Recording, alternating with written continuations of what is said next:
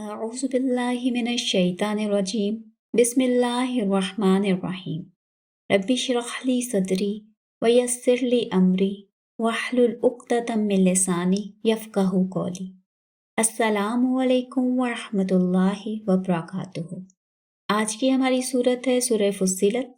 Sequence کے حساب سے یہ قرآن پاک کی صورت نمبر 41 ہے، مکہ میں نازل ہوئی تھی اور اس کی ٹوٹل 54 آیات ہیں۔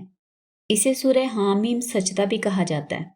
اس کا بنیادی موضوع توحید عملی ہے، یعنی دعوت اللہ، اجتماعی سطح پر توحید کی دعوت دینا۔ پچھلی دونوں صورتوں کا موضوع بھی توحید تھا، لیکن وہاں انفرادی سطح پر توحید پر زور دیا گیا تھا۔ اس صورت میں خاص طور پر قرآن پاک کی عظمت بیان کی گئی ہے، اور جو اس کی مخالفت اور انکار کر رہے ہیں ان کے لیے سخت عذاب کی دھمکی دی گئی۔ مضامین کے اعتبار سے اس صورت کو 10 حصوں میں تقسیم کیا جا سکتا ہے۔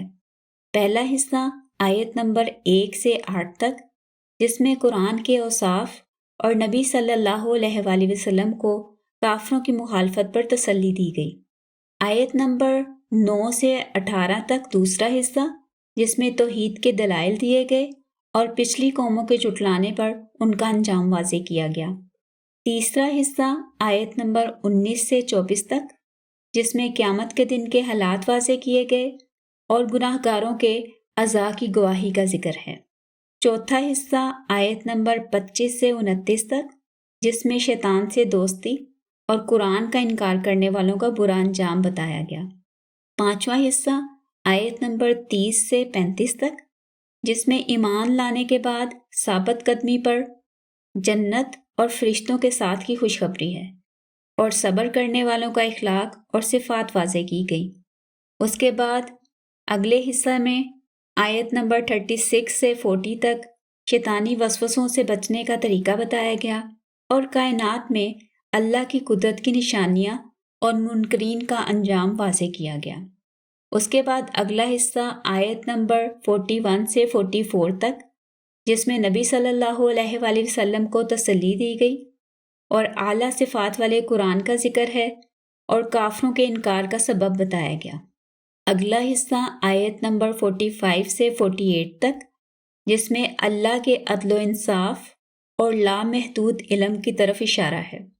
اگلا حصہ آیت نمبر 49 سے 51 تک، جس میں خوشی اور غم میں انسانی رویہ اور آخرت کے متعلق خوش فہمی کا ذکر ہے۔ لاسٹ یعنی آخری حصہ آیت نمبر 52 سے 54 تک، جس میں دوبارہ قرآن کی حقانیت پر دلائل دیے گئے اور اللہ سے ملاقات کے متعلق شک کا ذکر ہے۔ آئیں اب سورت کے مضامین کا تھوڑا سا تفصیلی جائزہ لے لیتے ہیں۔ سورت کے آغاز میں بتایا گیا کہ یہ کتاب انتہائی رحم کرنے والی ہستی کی طرف سے نازل ہوئی ہے، اور یہ اللہ کی خاص رحمت ہے کہ اس نے اسے عربی زبان میں تفصیل سے بیان کر دیا۔ یہاں پر قرآن کی 4 صفات بتائی گئیں: قرآناً، عربیاً، بشیراً و نذیراً۔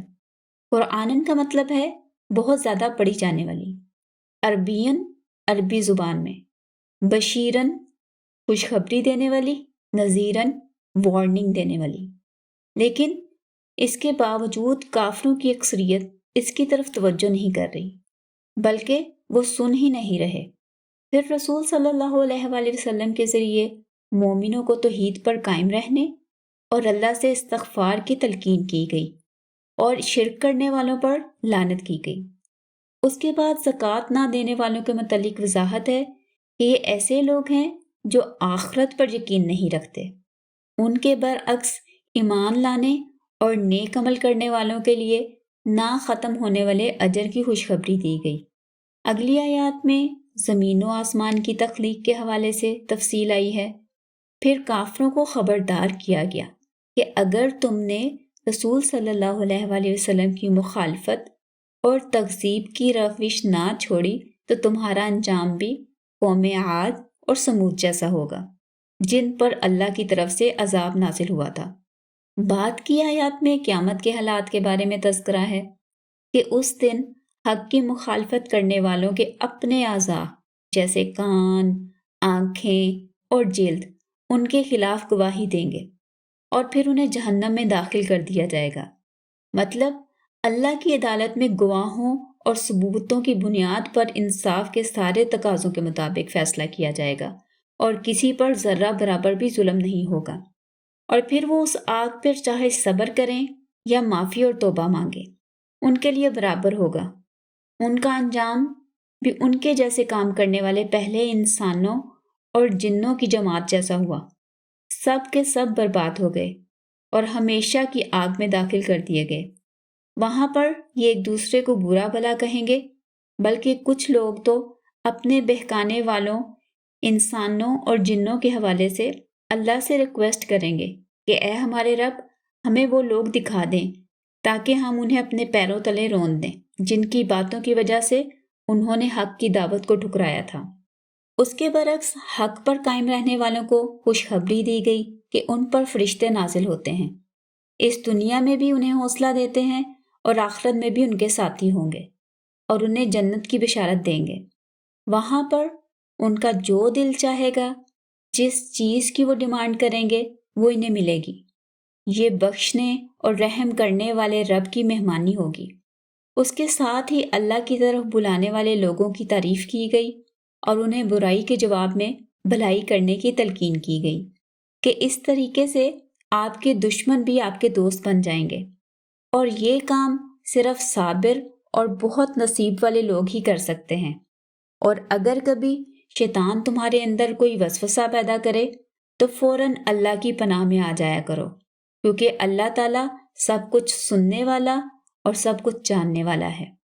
اگلی آیات میں نظام کائنات میں اللہ تعالیٰ کی قدرت کی نشانیاں بیان کی گئیں اور پھر اللہ کے سامنے سجدہ کرنے کی ہدایت کی گئی، یعنی یہ آیت سجدہ ہے۔ اور اگر تم لوگ یہ کام نہیں کرو، یعنی اللہ کی عبادت نہ کرو، اللہ کے آگے سجدہ ریز نہ ہو، تو بھی اللہ کو اس سے کوئی فرق نہیں پڑتا، کیونکہ اس کے پاس ہر وقت عبادت اور تسبیح کرنے والے بے شمار بے حساب فرشتے موجود ہیں جو کبھی تھکتے بھی نہیں۔ اس کے بعد قرآن کی عظمت دوبارہ بیان کی گئی کہ یہ باعزت اور زبردست کتاب ہے، جس میں نہ اس کے آگے سے اور نہ پیچھے سے باطل ایڈ نہیں ہو سکتا، بلکہ یہ بہت حکمت والی اور قابل تعریف ذات کا نازل کرتا ہے۔ اور پھر رسول صلی اللہ علیہ وآلہ وسلم کو تسلی دی گئی کہ یہ کلام ایمان لانے والوں کے لیے ہدایت اور شفا ہے، اور ساتھ ہی تورات کا بھی ذکر کیا گیا۔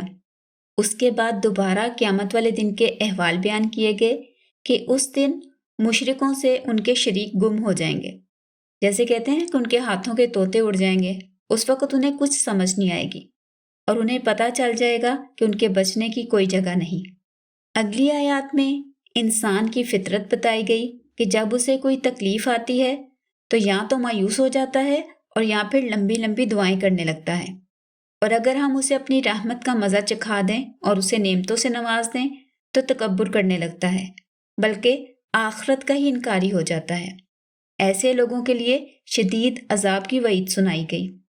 سورت کے آخر میں دوبارہ قرآن کی مخالفت کرنے والوں کو وارننگ دی گئی کہ یہ دور کی گمراہی میں پڑے ہیں اور بہت جلد ان کے اپنے اندر اور کائنات میں ہم انہیں اپنی ایسی نشانیاں دکھائیں گے یہاں تک کہ ان پر قرآن کی حقانیت واضح ہو جائے گی۔ کیا ان کے لیے یہ کافی نہیں کہ اللہ ہر چیز کا گواہ ہے؟ اصل میں یہ لوگ اپنے رب کی ملاقات کے بارے میں ہی شک میں مبتلا ہیں۔ انہیں جان لینا چاہیے کہ بے شک اللہ ہر چیز پر احاطہ کیے ہوئے ہے۔ اور اس کے ساتھ ہی یہ سورت جو ہے وہ اپنے اختتام کو پہنچتی ہے۔ اس کے علاوہ اس سورت میں احکامات کے حوالے سے اس کی آیت نمبر 6 میں ایک حکم آتا ہے، فَاسْتَقِیمُوا إِلَیْهِ وَاسْتَغْفِرُوهُ، کہ انہیں چاہیے کہ وہ اللہ کی توحید پر استقامت اختیار کریں اور اللہ تعالیٰ سے بخشش مانگیں۔